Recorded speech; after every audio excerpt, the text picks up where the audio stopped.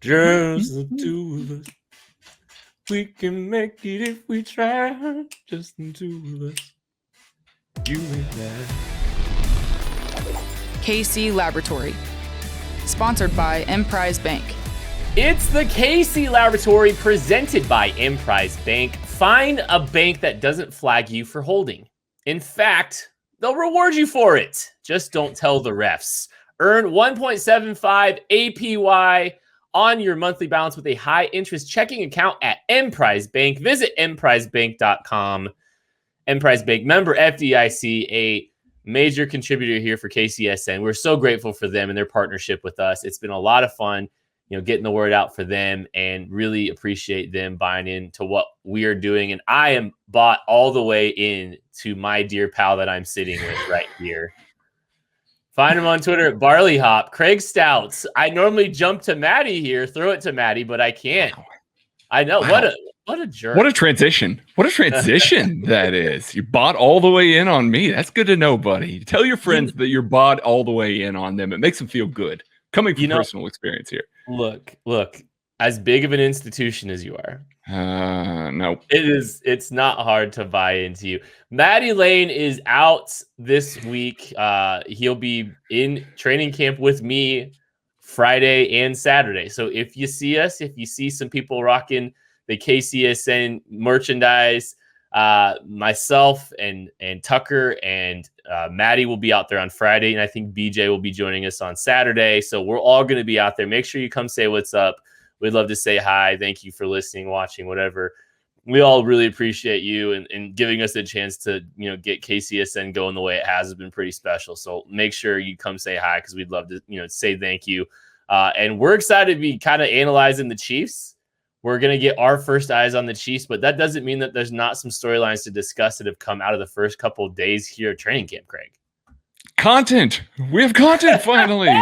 Hey! We have tangible things that are happening on a football field that we can overanalyze in shells and also, with going half speed. But who cares? We can talk about lineups. We can talk about some of the things that are happening.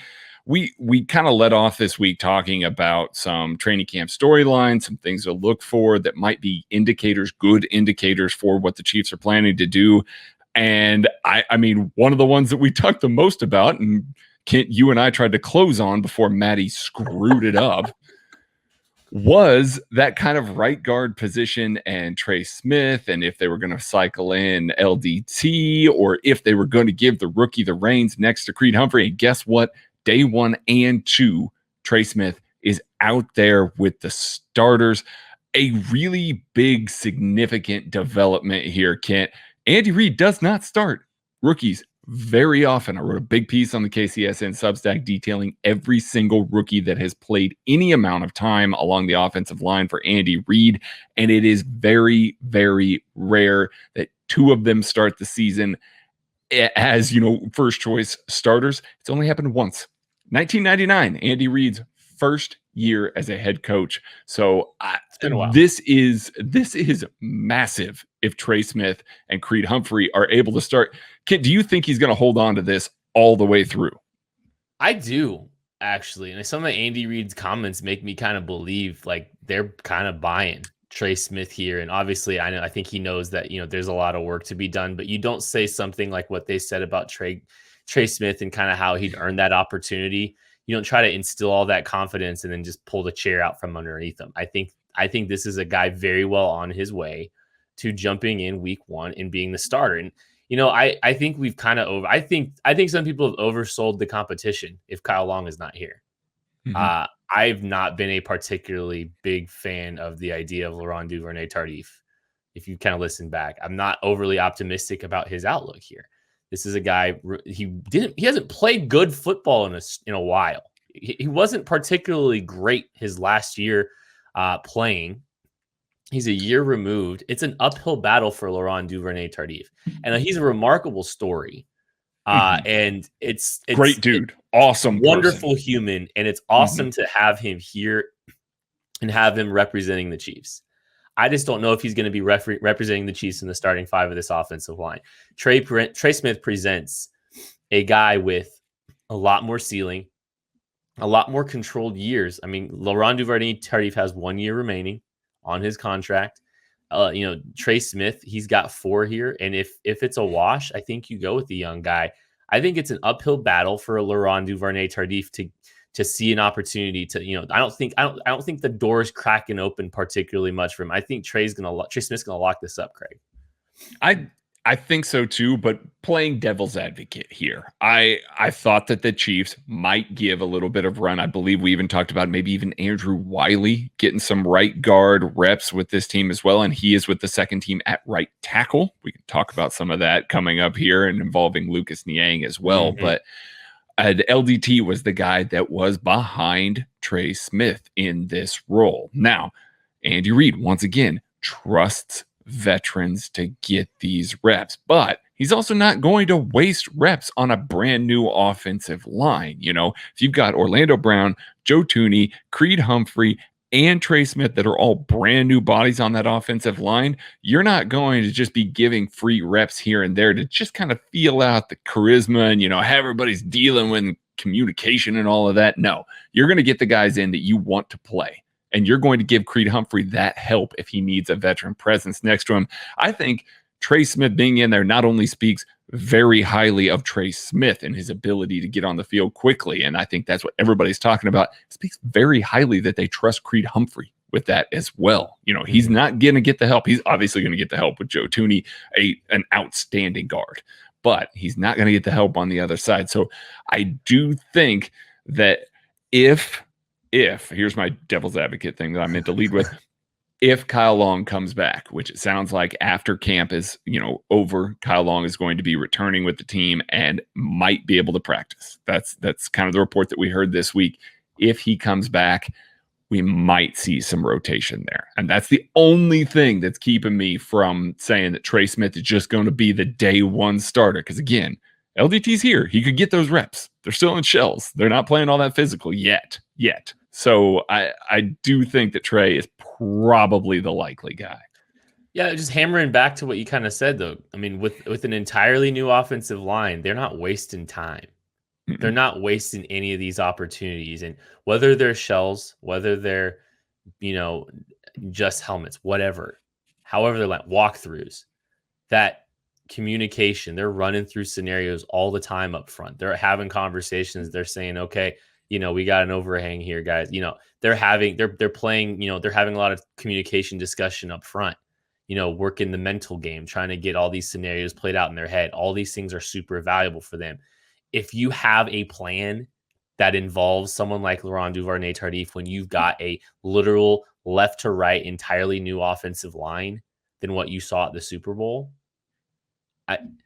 you're not I mean you're not wasting time. You're not fiddling around. Right. And I think Trey Smith's the guy. I mean, I think Trey Smith and Creed Humphrey, they're going to, they've got great leadership all around them. And they've got, they're bookended by a couple veterans. And actually, I kind of want to talk about that because I got a theory. We've been talking a little bit about Lucas Niang. And I'm just going to point blank say it. I don't think there's a right tackle competition. I don't think there is one. I don't think there is a legitimate competition at right tackle. I think this is Mike Remmer's job. And I think Lucas Niang, you saw him lining up reportedly at left tackle, getting opportunities to learn and get caught up to speed at a position over there. And we've, I think there's been some comments about, Lucas Niang maybe fitting in there, but some of that might have been a little bit assumed by us. I think this team doesn't want to start 3 rookies from center to right tackle. I think that they want to have, a little bit more veteran presence because they're starting 2 rookies. And I think Lucas Niang is the only guy that makes a lot of sense at the left tackle spot from a physical metric standpoint. Lucas Niang is possibly the only other guy that really makes sense as a left tackle. Like if you can come up like another guy from an athletic standpoint, from a measurable standpoint that can go over there and play left tackle, tell me. But I think they're really trying to make sure that Lucas Niang is comfortable enough to play that left tackle so they don't have to start trying to move Joe Thuney out there, Craig. Yeah, you're forgetting about our guy, I shouldn't say my guy, our guy, Prince Tigo Wanogo out here. It ain't happening. No, it ain't happening. It ain't. As much as we all love Prince, trust me, we love the idea of Prince. That it just, it ain't happening. It doesn't look like. So, yeah. And I think that everybody's kind of taking some of this Niang stuff as a slight to Niang. That's not. No. Yeah, this team desperately needs a swing tackle, and he desperately needs a year to adjust to NFL physicality and speed. That's why Andy Reid doesn't like playing rookies, because it takes a long time to adjust to that. It takes an especially long time when you're playing tackle. Tackle is tough. There are very few guys that Andy Reid has trusted to go out there and play on the edge in their rookie year, and most of those guys were drafted very high, like an Eric Fisher, number 1 overall. Like, I mean, it takes a special talent to do that. He just doesn't give that trust to the outside. He's much more willing to play him on the inside. So with that in mind, it makes some sense to give the reins to Mike Remmers, who has played in lots of different schemes, has played against all kinds of different rushers, not necessarily well all the time, but can do that and can kick out there. And our guy Maddie's not here to bring him up, so I'll just say it here. Kyle Long could come back and be in that right tackle mix. So I do think that if there is a right tackle battle that we're going to see, I think it's going to be between those two veterans rather than between Niang and Remmers. And that's okay. We're going to get to see plenty of Niang in the preseason at left tackle, and that's not a bad thing at all. They need one. We saw what's happened when they haven't had one the past couple of years. They got to have one. That's not to say that Lucas Niang couldn't play right tackle. I just genuinely think that they are looking at this whole group in totality. They're looking at a group that, right now, I don't believe any of the guys that missed last season are in the starting 5. So they've, all those guys, they're going to get some time to get caught up to speed. Lucas Niang maybe gets to prepare a little bit more for the left side if they need him. We know he can play some on the right side too, for sure. But I think this year could be kind of an acclimation year for him anyway, because of, he's kind of on a different learning arc than a lot of players are in this league. He is a year removed from being drafted.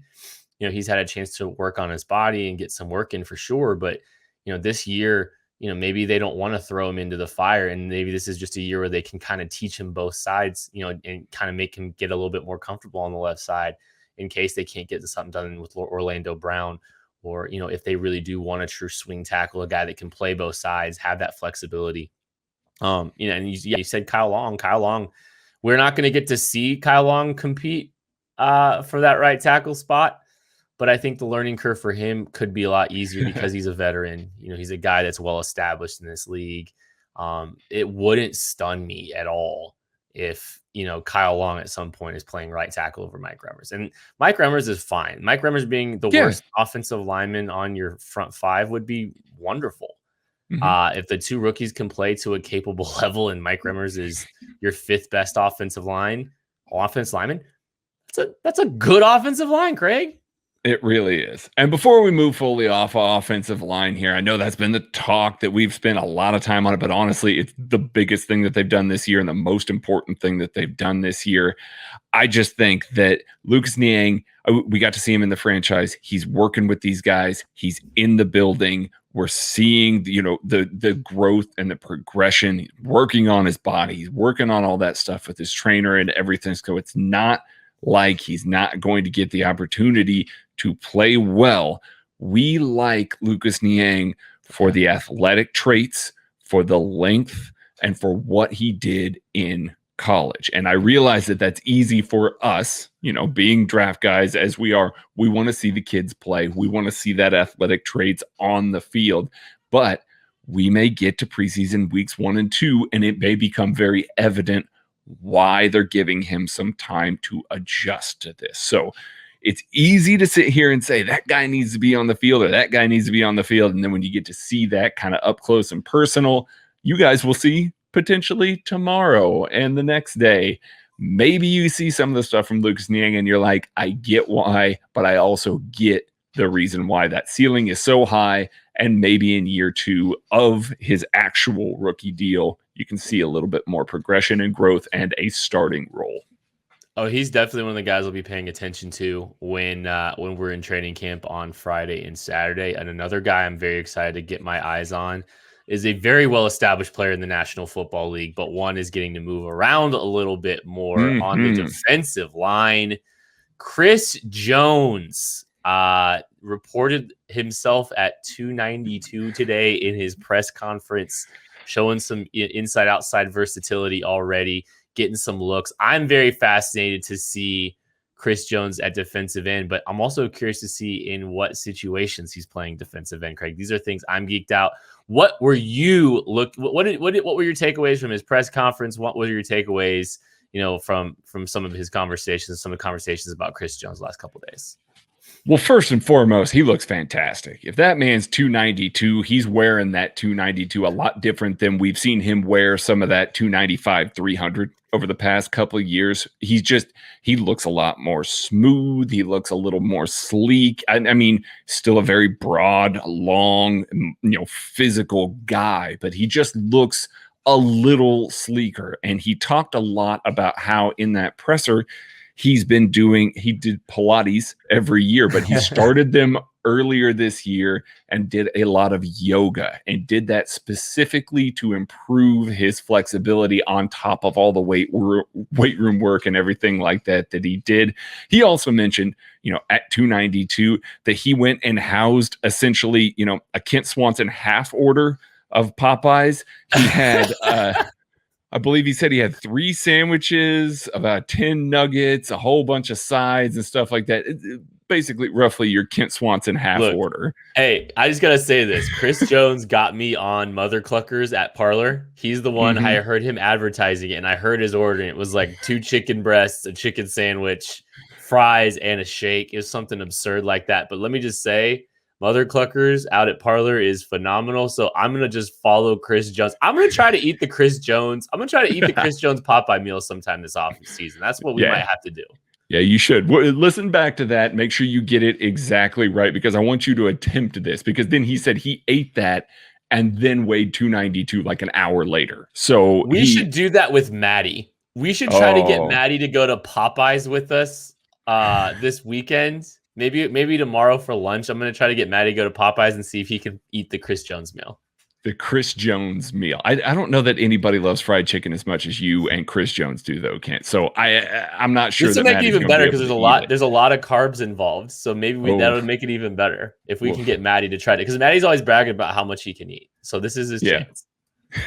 But yeah, Chris Jones improving his flexibility, improving his, slimming down a little bit. He said that he's playing both sides opposite of Frank Clark, who is in camp, is their full participant, and also looks a little bigger himself than we've seen in the past couple years. That's not a bad thing either. It is a good thing.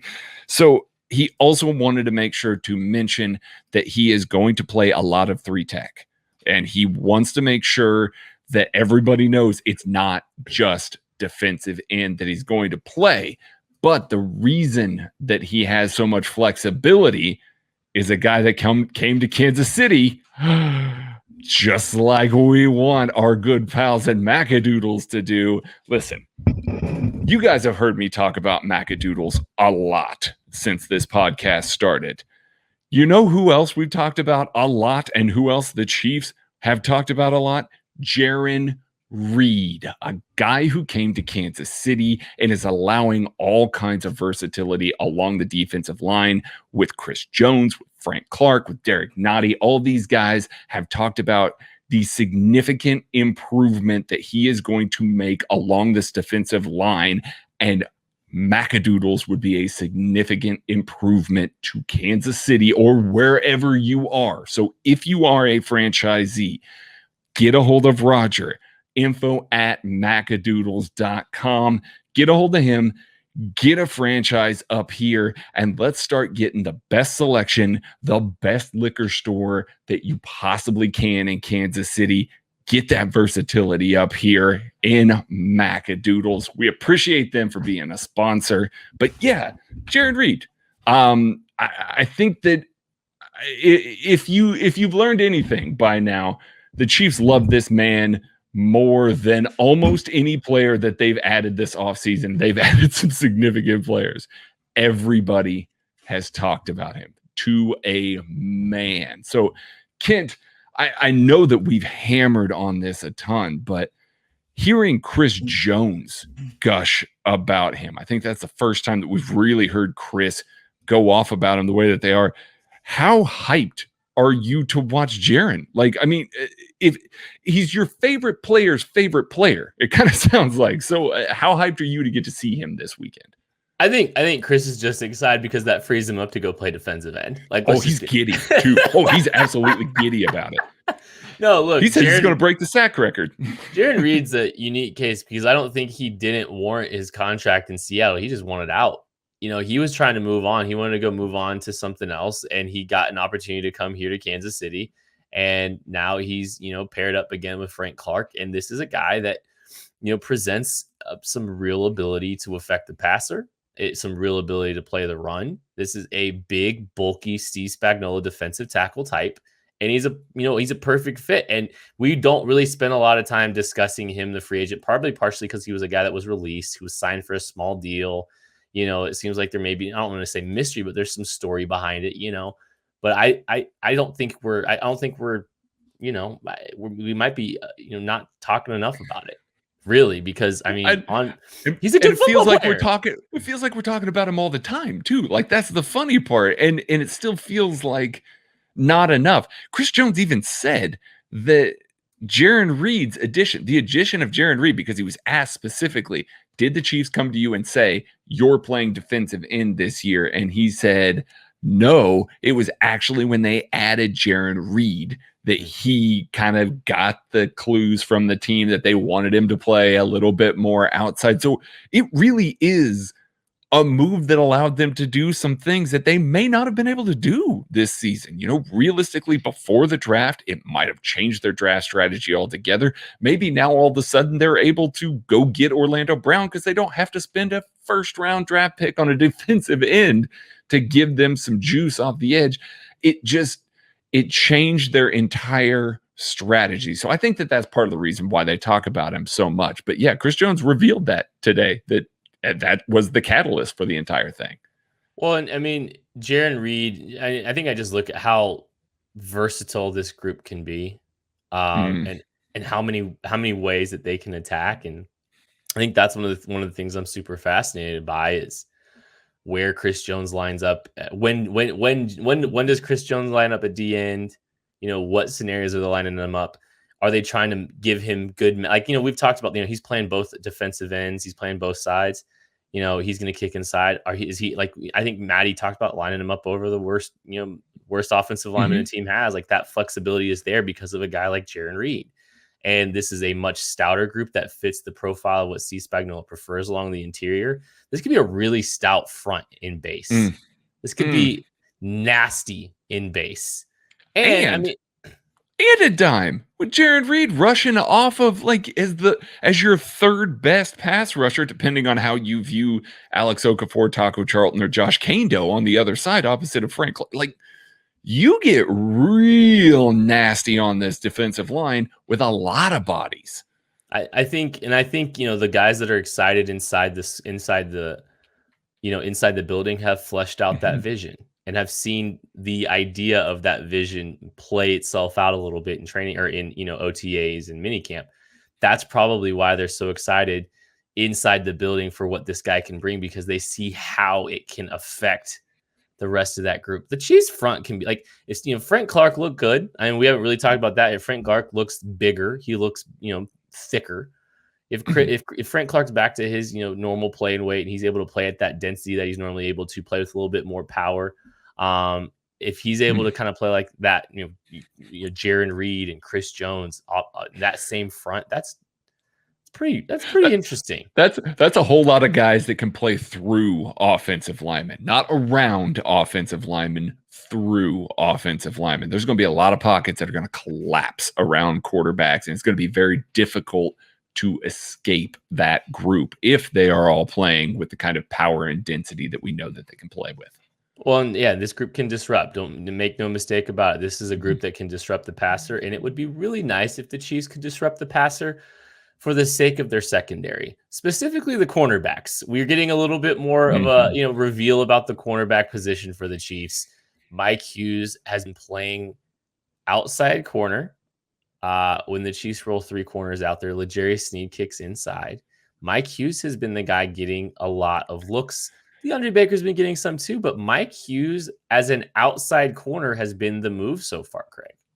Yeah, and kind of polar opposite of what we thought they might want to do. And again, it's early in camp. It could be a situation where Spagnuolo just wants to see those guys out there. He knows what L'Jarius Sneed looks like on the outside. Heck, he's playing him there in the base because he's one of their 2 best cornerbacks. Yeah. But I do think that it's very interesting that Mike Hughes, a guy that was playing in the slot in OTAs, a guy that we've seen his best football at the NFL level in the slot, it's very interesting to see him be not only a guy that's getting reps on the outside with the ones, but the first guy that gets reps on the outside with the ones. I think we all kind of would have predicted DeAndre Baker or maybe even a Rashad Fenton mixing in there on the outside.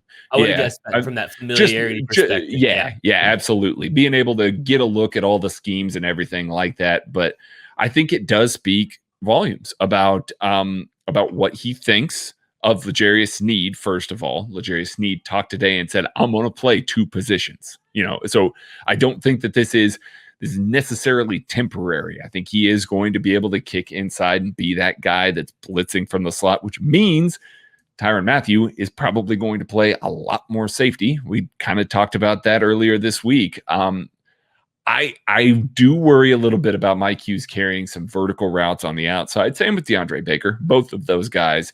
I think that you're going to have to tilt the safeties over the top of both of those guys. It's not something that Spagnuolo's unfamiliar with doing. He's been doing it the past 2 years. I just thought that they might clog the field a little bit and give Sneed a chance to play on the outside.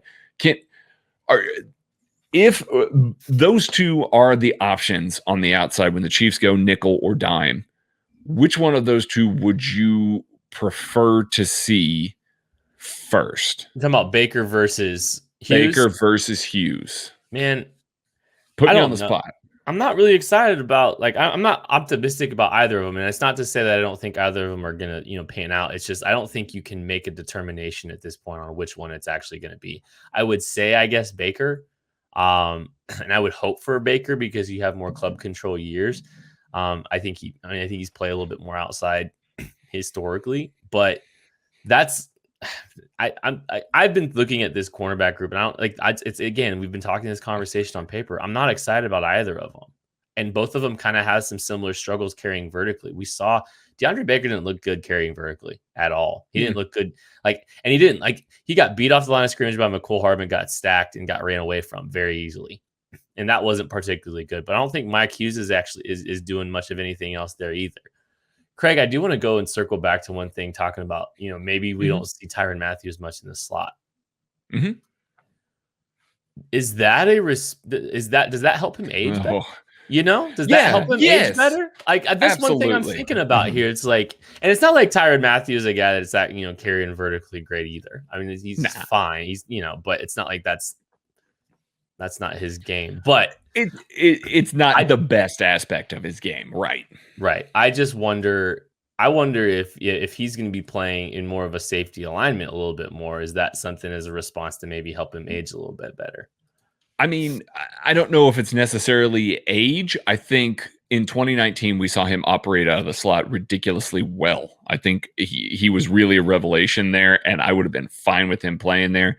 To start last year, it wasn't at the same level. Still good, just not at the same level. And when L'Jarius Sneed came back, Tyrann Mathieu moved back to that safety role and really was a massive presence once again on this team. Not that he's not a massive presence all the time. You know what I'm saying, though. He really was, more of a game-changing presence back there. And if Steve Spagnuolo is looking at that and going, listen, I know that he's going to be a game changer in this role, you got to play that guy there. I mean, he is the weapon in your secondary, so you want to use him in the spot that you can use him to be the biggest weapon. I do think that is safety, but Kent, throwing this back to you, I do think that might mean something for Juan Thornhill here, because the Chiefs are going to play their best 5 guys, and their best 5 guys right now includes, if camp is any indication, one of Mike Hughes or DeAndre Baker.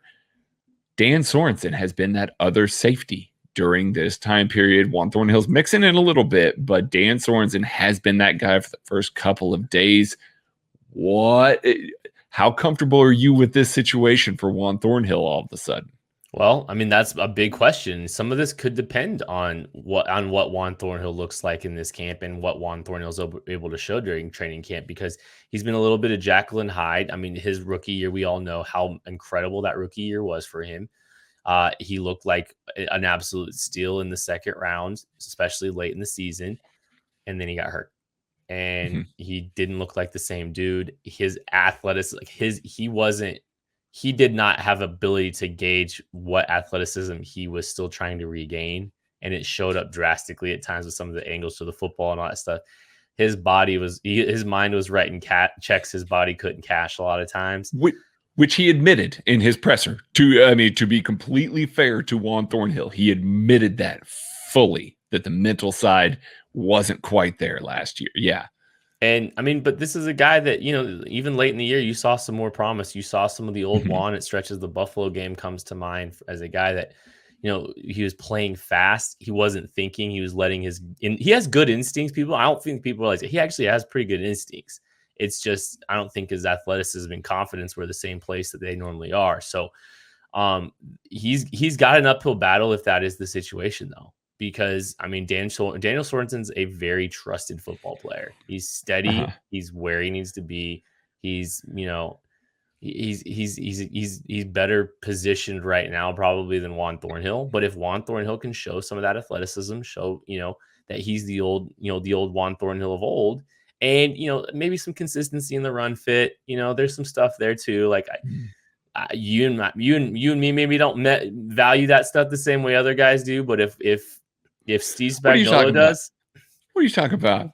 You don't value the run fit. I care about run fits. I care about running the ball on offense. That's all I care about. Quit trying to make run fits a thing. But listen, I'm just trying to make all the old guys like me that grew up with Marty very happy right now. Well, Marty's defenses would get lit up in the National Football League these days. Probably. I'm just saying, Derek Thomas and all. But yeah, it does pose some questions, and it's going to be fascinating to see how those top five shake out, because I'm not sure Juan Thornhill isn't one of the best five. And I think he is. I do too. I mean, it's just there's a lot of trade-off here, and maybe honestly, Craig, this is a situation where I think with everything in training camp, you got to look: do I buy it or do I not buy it? Right. It makes a lot more sense in a time when the Chiefs need to identify cornerback 3, cornerback 4, that they are going to kick L'Jarius Sneed inside and let those guys kind of duke it out and see what they can do outside. So, maybe this is a chance to limit Juan Thornhill's reps as he's getting back under his, getting under his feet. So you're reducing the safety reps a little bit more across the board, and you're rotating those corners in. So now, this could be one of those things that they're kind of doing here to maybe help, facilitate this competition there at corner. And maybe this is one of those things we shouldn't necessarily be looking into some of the rotations as much as we should be just knowing that they're trying to get one of those guys or both of those guys caught up to speed / ready for week 1. Right. Which, then let's do this. We're going to play a little game right here to close it out. We're going to do buy it or not buy it. Since you just said there, I'm going to present I was thinking about doing this for an article, but that's okay. It's fine. Oh, really? Okay. Yeah, we can save it for you. There's going to be a lot. There's going to be a lot of things to buy or not buy, but I'll just tell you, I'm not buying Jody Fortson making a contested catch because that's all he's done. Sorry. No, you bought it. You bought it because that is all he's done. I'm not buying. I'm not buying it means anything. Okay. Sorry. Travis Kelsey missed a little time today, went up the hill with some back tightness, some hip tightness. Not a big deal, it doesn't sound like, but buy it or not buy it. Noah Gray looking terrific in Travis Kelsey's role after that. Caught a couple passes up the seam, just looked really good, integrated with the ones there. Absolutely buying it. We've been talking about this for the last couple of months. This is a guy that helps insulate them with that Y ISO look that they love. This is a guy that has very similar skill sets, not to the same level, but same types of skill sets as a Travis Kelsey. This is a guy that can do a lot of the things the Chiefs like to do with their Travis Kelsey type tight end. I am buying this man, making plays. He is very well positioned to have a lot of success here in Kansas City, and he can step in and perform admirably, and that's valuable in Travis Kelsey's absence. Buying it 100%.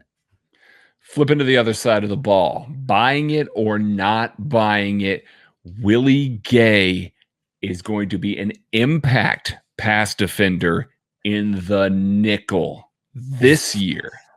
I'm a hold. I'm gonna just split right. You're down gonna hold? No, see, that's not a buy or a not buy. Come on, okay, make a choice. I'm not buying it. And it's not had that two PBUs day one. Two PBUs day one. I'm not buying it. And it's not that I don't think he can play well. It's not that I don't think he can be better than what this team has had. I'm very much in a wait and see with Willie Gay. I think the athleticism is undeniable. I think he's the guy that can be the dynamic defender at that second level of this defense. But I want to see the mental side pick up. I want to see the instincts. I want to see him playing fast and reading through plays, because he looked a lot of times, even though he was failing fast, and sometimes you can fail fast and make plays, and that's what he did a lot last year. I think there's still an uphill battle mentally until I see more of that, and I'll get eyes this week. Until I see more of that, I'm not optimistic that he's a big playmaker, game changer in coverage quite yet, but I want him to, and I'm a big fan. I'm just saying that hitch that he broke up on Demarcus Robinson was phenomenal, and he even triggered late to that. So, well, why did he trigger late, Craig? Well, I'm just saying. That's what I'm saying. He can still be an impact defender without playing as mentally fast as the mental fastness gets there. Woo, look out! We're getting there. All right, sticking with the linebackers. Buying it or not buying it, Ben Niemann is holding down an outside linebacker role right now until Nick Bolton is ready to take it from him early this season. You buy that or not buy it? I'm buying that Ben Niemann's holding on to this job, and I'm buying he holds it on into the season. It's going to happen into the season. And here's the thing. This has nothing to do with Nick Bolton. Maybe it had a little bit to do with Willie Gay last year. Maybe it does have a little bit to do with Nick Bolton. Steve Spagnuolo does not trust young guys very easily. It is an uphill battle for some of these guys to be trusted early. I don't think, Willie Gay got a very small dose early, and it took him a long time to kind of get back and, kind of get acclimated and build trust and confidence in Steve Spagnuolo. Nick Bolton he hasn't been able to supplant Ben Niemann to this point. It's not disappointing. It's just, that just tells me, based on some of the comments too, he's taken some time to pick things up, and that doesn't normally breed early playing time under Steve Spagnuolo. It just doesn't. You have to go fast. You have to start fast. You have to start hot. You have to earn that trust early. And if you don't earn that trust early and you're not picking things up quickly, you're behind the 8 ball for the first 4 weeks of the season. And that alarms me a little bit. But at least, maybe if Willie Gay takes a step, Anthony Hitchens, plays a little bit lighter and plays a little bit better, it may not be the end of the world, but hopefully Nick Bolton gets up to speed quicker. I do think that we got to see a little bit of this, and this is my own personal theory here, so take it for what you will. Anthony Hitchens going down, with a hammy injury. It doesn't appear serious again, but he was not at practice today. Ben Niemann kicked over to the Mike linebacker role. Not surprising. It's not surprising. Right. Ben Niemann, is the guy that has the green dot and the dime. I totally get it. Spagnuolo trusts him, but they didn't give Nick Bolton that opportunity. So it's not like they just had a guy, or even Darius Harris. So I do think that they want to get Nick Bolton more reps. And I do think, this is my own personal belief, Nick Bolton's probably a better guy on the field, showing what he learned in the film room, rather than maybe sitting in the film room. Anthony Hitchens and him have both talked about how, writing stuff down and trying to, keep a log book and everything like that. That might be something that Spagnuolo and Anthony Hitchens want, but maybe Bolton is able to retain that a little bit better and a little bit differently than some of these other guys do, and getting out on the field and showing it might be the thing. He had a great little blitz, off of a twist today that got his hand on a ball. But all right, final buy it or not buy it here. We're going to go on the offensive side of the ball. I'm listening. I'm back. Do you buy that Joe Thuney, who they put up on the podium, really wanted to push hard today, is an all-pro for this Chiefs team at the end of the year? Buy it or not buy it? I don't buy it, but it has nothing to do with him. I just think there's going to be it just doesn't feel like Joe Thuney is always well positioned to be the guy that gets those all pro accolades, but I will buy Joe Thuney Super Bowl champion at the end of this year. So he's familiar with that. Like he's really familiar with that. So he's about to be familiar with it again. So I'm just saying. He was an all-pro, second team all-pro in 2019. So he has flirted with that before, very well regarded, and I think the Chiefs are going to really push him hard, and they should. He's a little bit forgotten, as we've talked about on this podcast before. But yes, I've seen too many Chiefs offensive linemen be forgotten. I mean, Mitchell Schwartz doesn't get the credit he's always deserved. Now, granted, he's made some all pros, but I was going to say, yeah, Mitchell Schwartz he doesn't get the act. He's been to one Pro Bowl or something like that, or did he even make a Pro Bowl? There's just these Chiefs. Pro Bowls are for teams that don't make Super Bowls, and this team is always going to be in the Super Bowl now. At least give him the honor; he's earned it.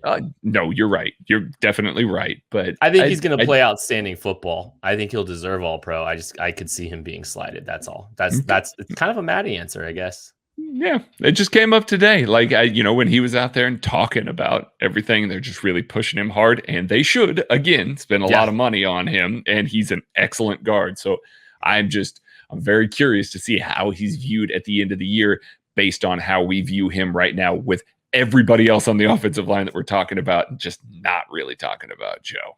Yeah, it ain't about performance. I think he's going to be under the radar, and that's kind of my whole point. He's just set it and forget it, man.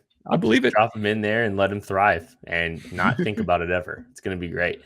Well, that is going to do it for the KC Laboratory presented by Emprise Bank. Thank you so much. If you see myself or Maddie or Tucker or BJ out at training camp on Friday and Saturday, come say hi. We would love to say what's up to you. Say thank you for listening and being part of what we're doing here at KCSN.